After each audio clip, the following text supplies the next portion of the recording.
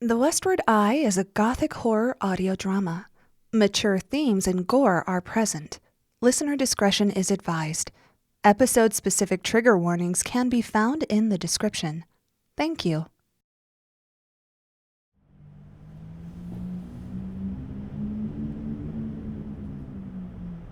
Somewhere that may have existed long ago, or perhaps is still to come, lies a place isolated from the rest of civilization, known as the West, where lost communities perform ancient traditions, old gods pry themselves from the earth, and monstrous creatures lurk in the darkness.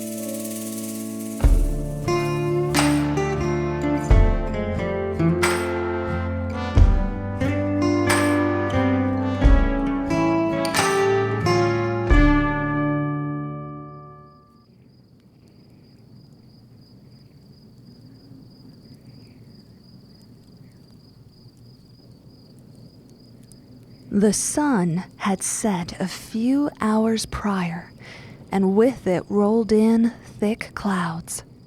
Moonlight seeped in delicate slivers through their cracks as they shifted in the desert wind.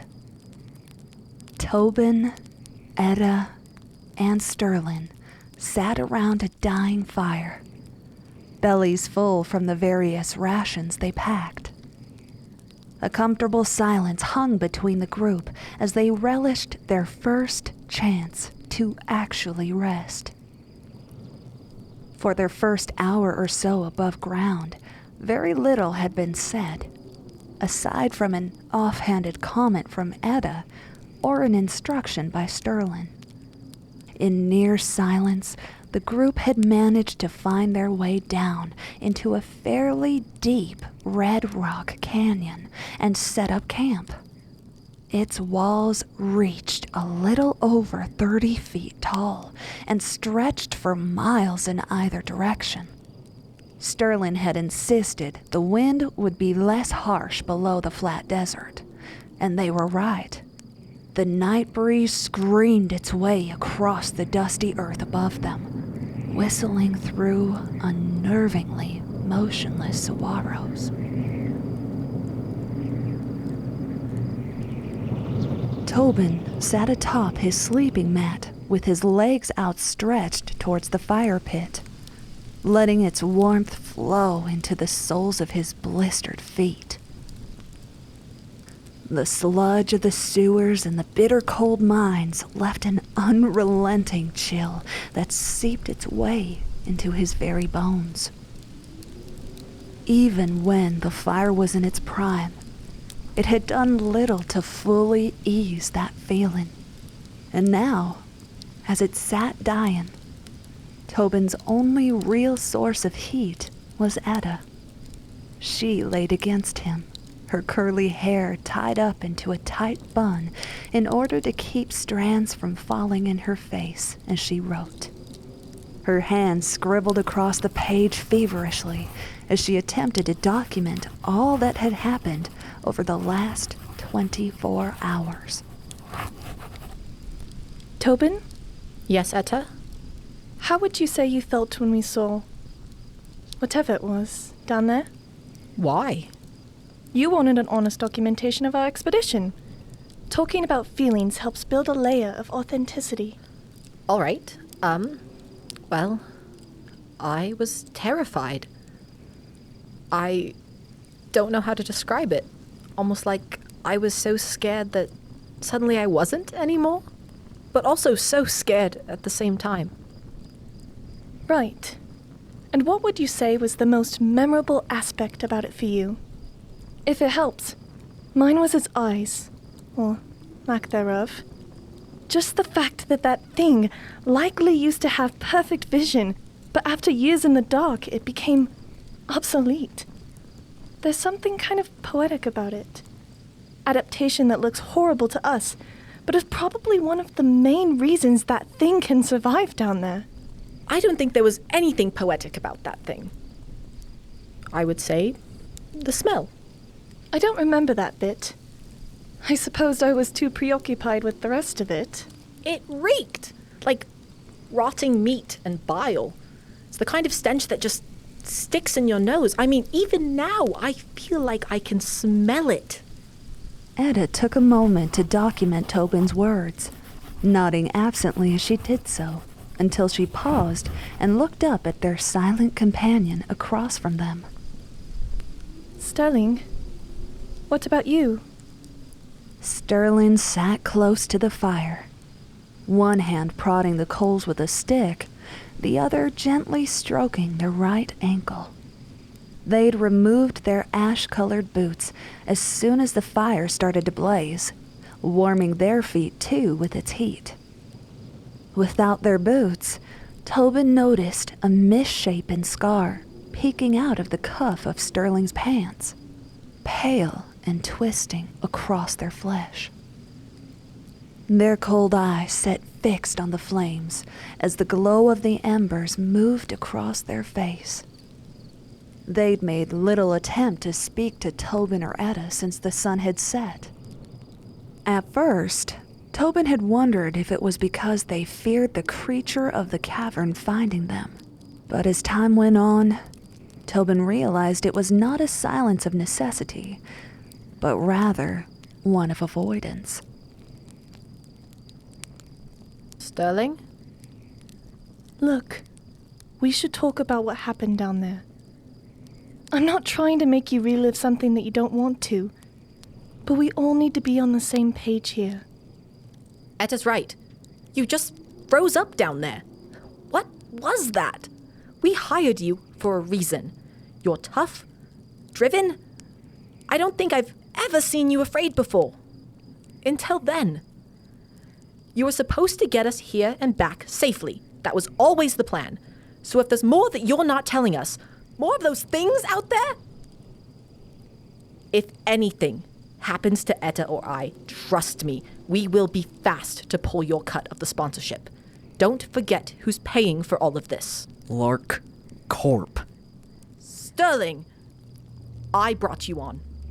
This is my expedition, so I expect to be in the loop. Big man, does Daddy's money make you feel more secure? I hate to break it to you, but those pieces of paper aren't going to mean jack out here. There it is. You can't keep treating me like I'm some useless kid.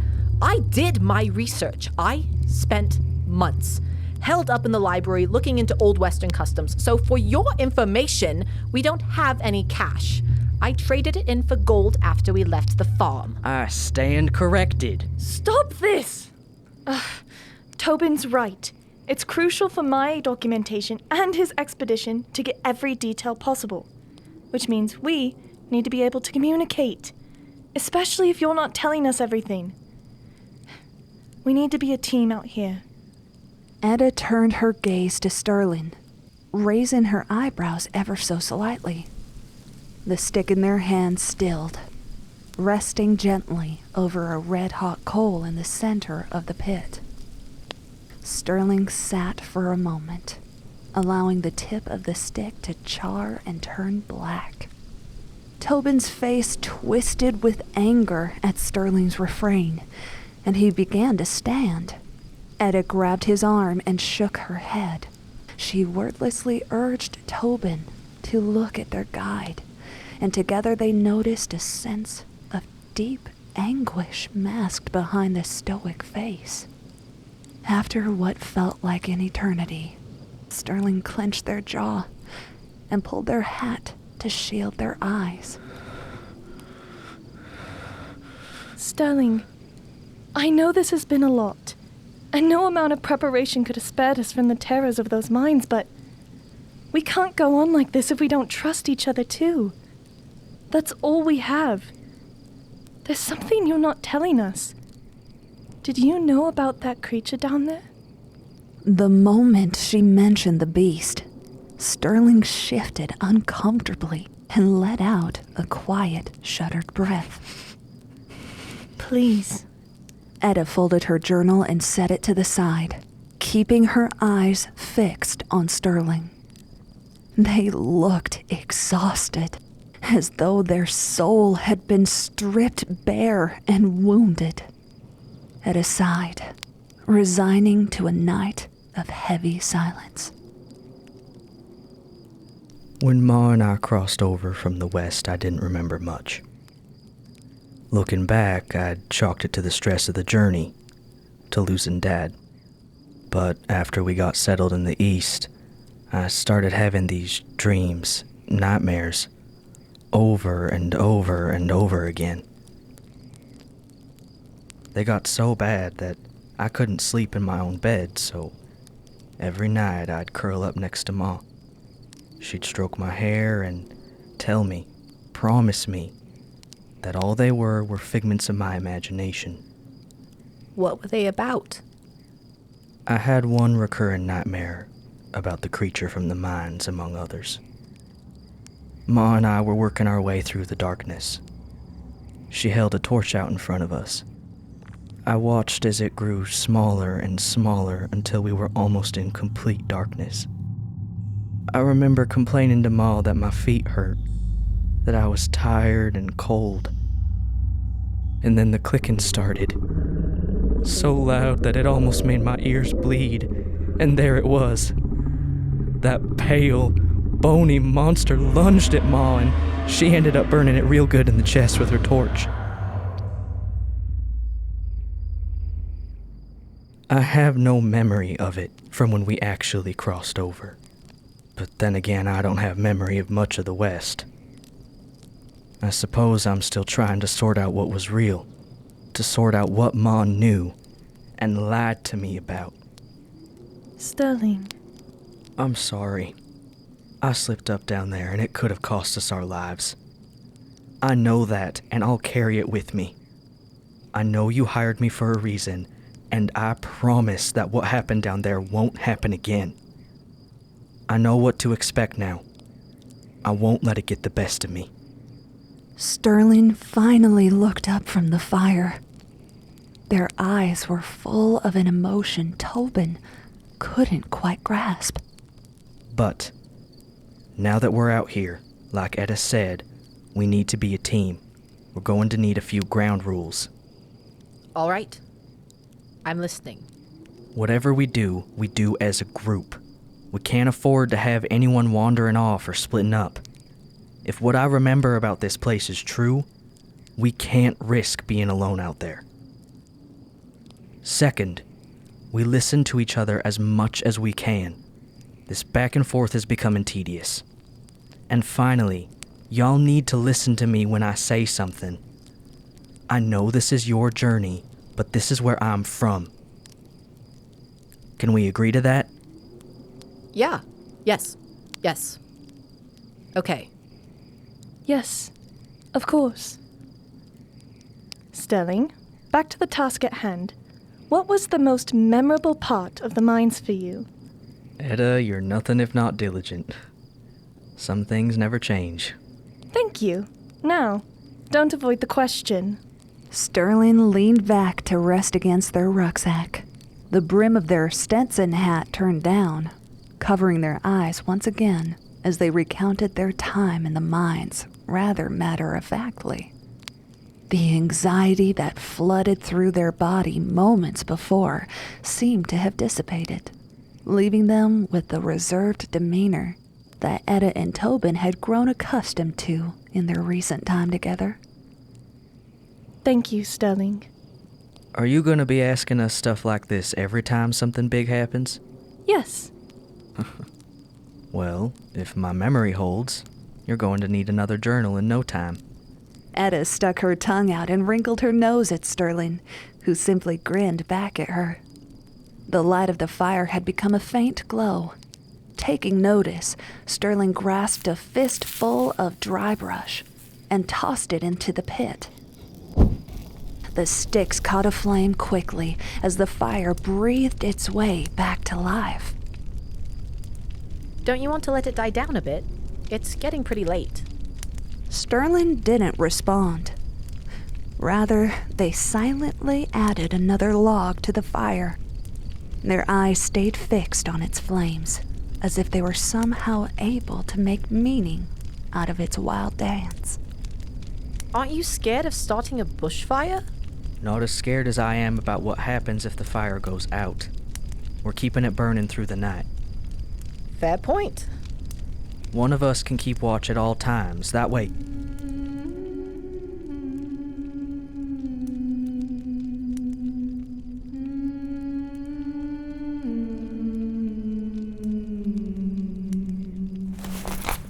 In an instant, Sterling was on their feet, pointing their pistols into the darkness beyond the fire.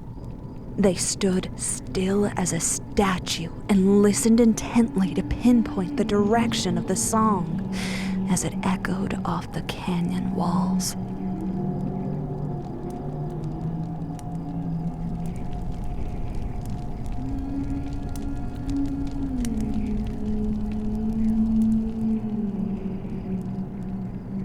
Was that in any one of your nightmares?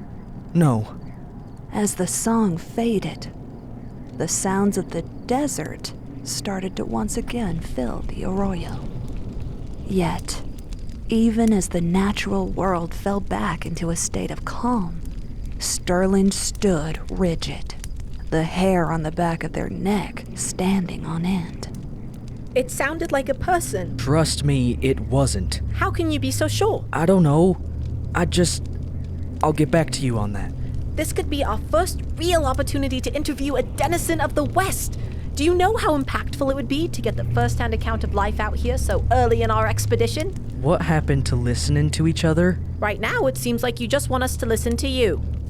A loud crack sounded out from the fire that seemed to emphasize Tobin's words.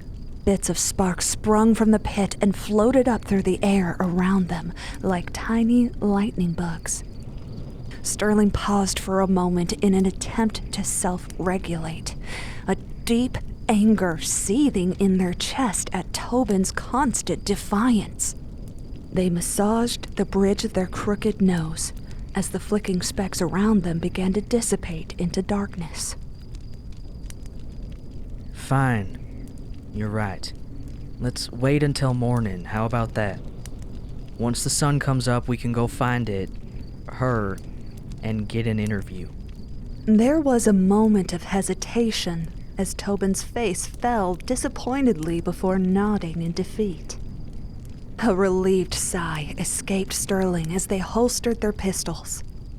But before they could sit, the echoing song rang out once more. All right, who's out there? I'm armed. Show yourself.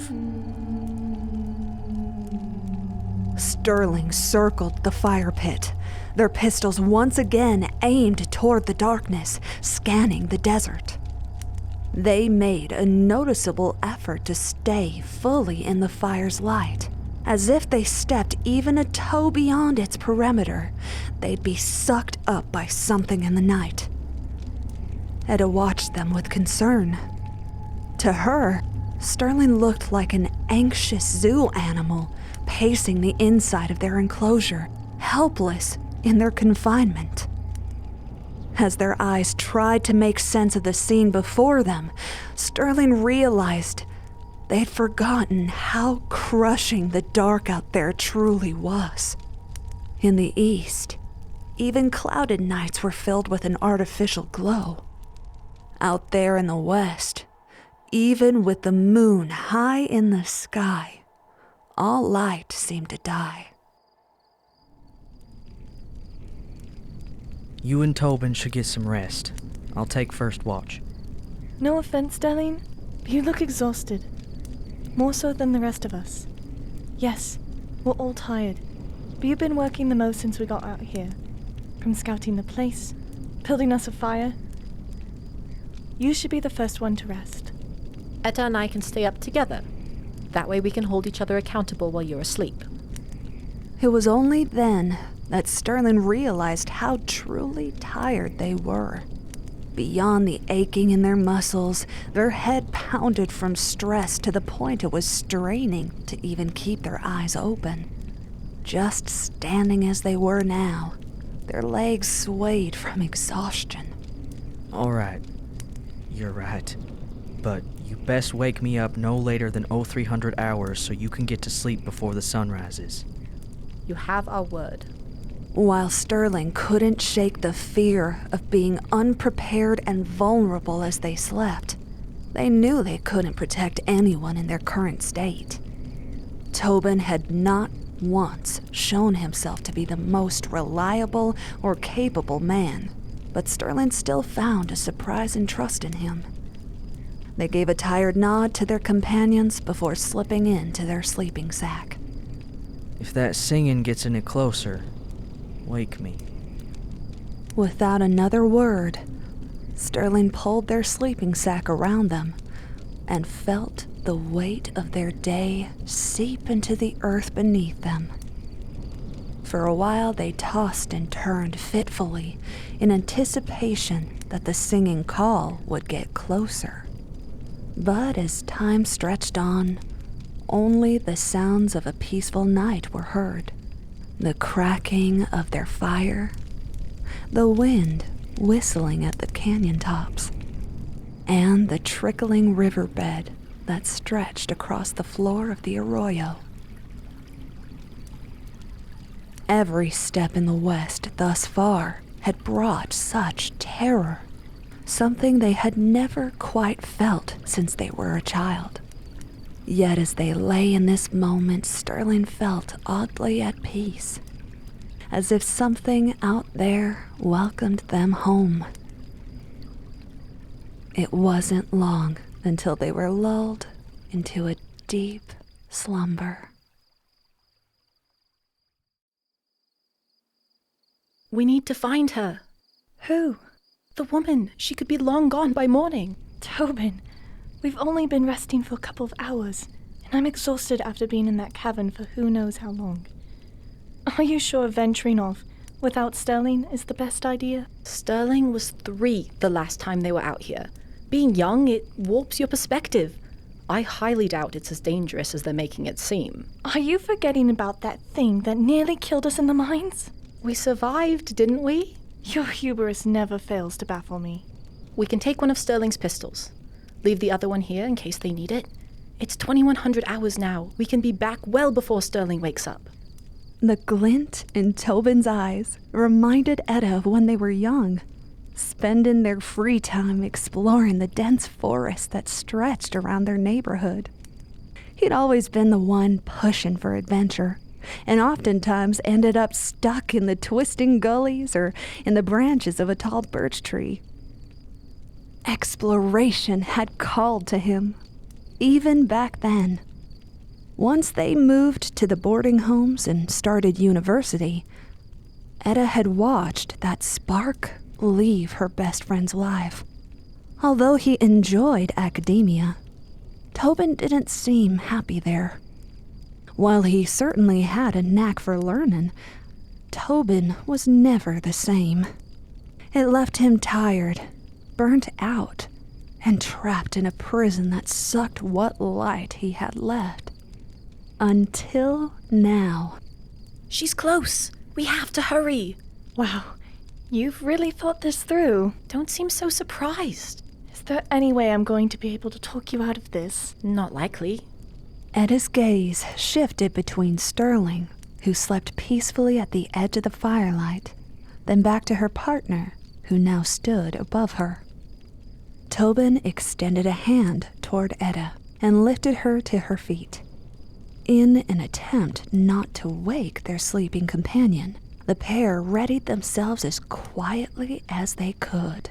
With careful steps, Tobin moved his way over to where Sterling lay, a soft snore emitting from their still body. He reached down and gently picked up one of the 2 pistols that rested at Sterling's side, sliding its barrel into his jacket pocket.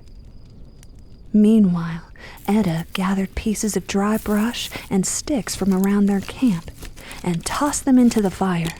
Flames kicked up in an instant, their brilliant light washing over the campsite.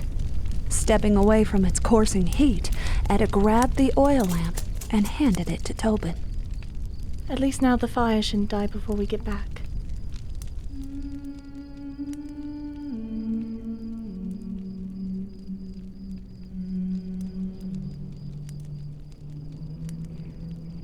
Etta, she's leaving. Let's go.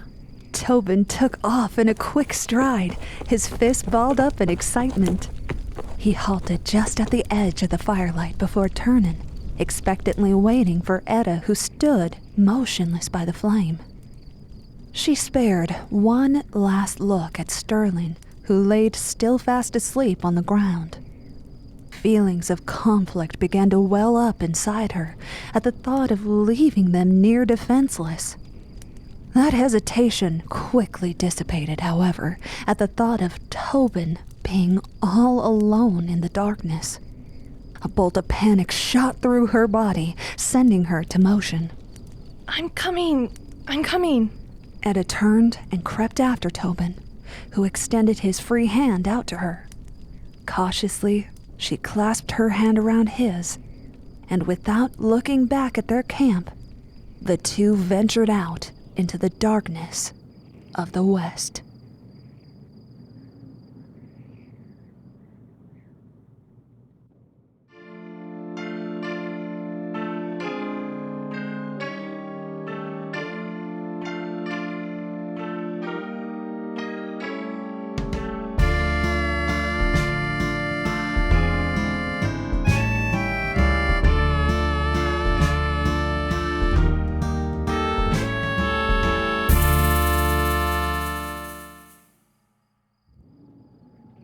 This was Mar Smith as Tobin, Mikayla Grubbs as Etta, Logyn Clair as Sterling, and Luana McTiernan as our narrator, with Alex Fryer, Jovan Jeffs, and Kyle J. Nelson as the recording text.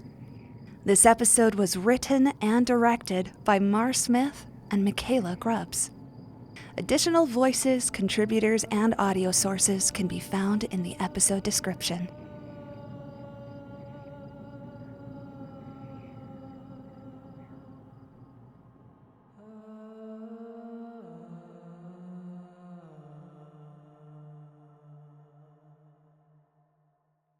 This has been the Westward Eye. If you're a fan of what we're making here, please leave a review, share an episode with a loved one, and engage with our social media. You can find us on Instagram and TikTok at The Westward Eye. Thank you for listening.